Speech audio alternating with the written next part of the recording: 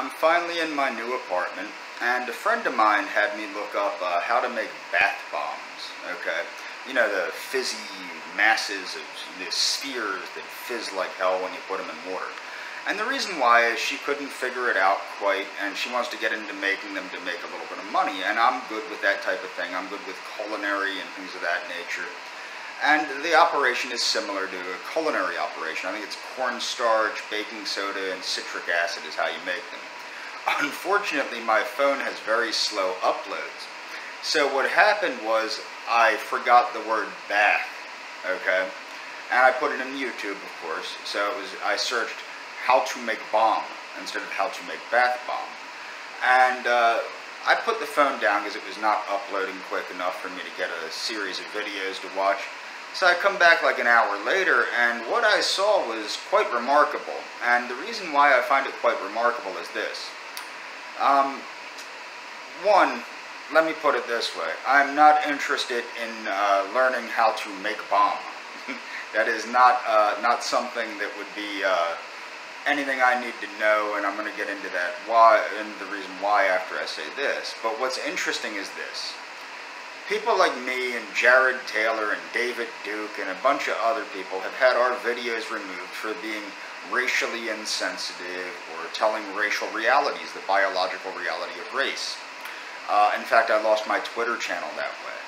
What I find ridiculous is that Google and Twitter and these other things, they will ban videos that talk about racial reality, but not videos that teach people how to make destructive devices, okay, that should, I mean, what makes more sense if you don't want people hurting people?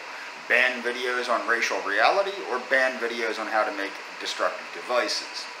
And what I want to get into is how fascism, how my beliefs, well, not my belief system, I'm beyond belief systems, I will get into that in another video too, but fascism, the political ideology which I support because it helps serve my purposes, is anti-chaos, okay?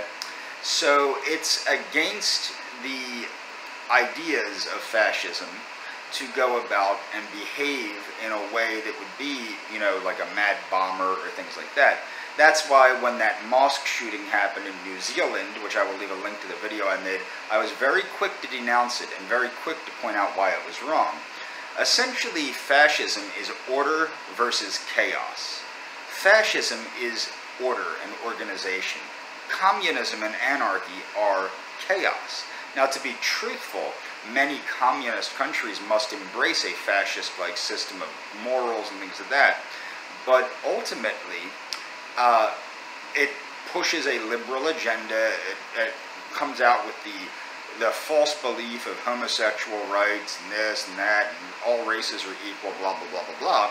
But ultimately, it has to revert to a highly it has to go toward a highly law and order organized system of governance and an organized system of society, or it will fall apart.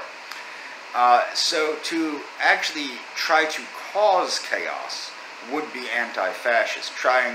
The best way to implement a fascist system is through the system as it is.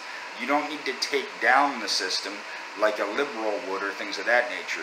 The best way is to work within the system, as Saul Alinsky, who was a liberal, or a communist even, like he pointed out. And it's best to work within the system. Like Michael Moore stated to the libs, don't hate the police, become the police. Or it was don't hate the media, become the media. The same holds true for us, for the far right and for the third positionists. Don't hate this and don't hate that, become that.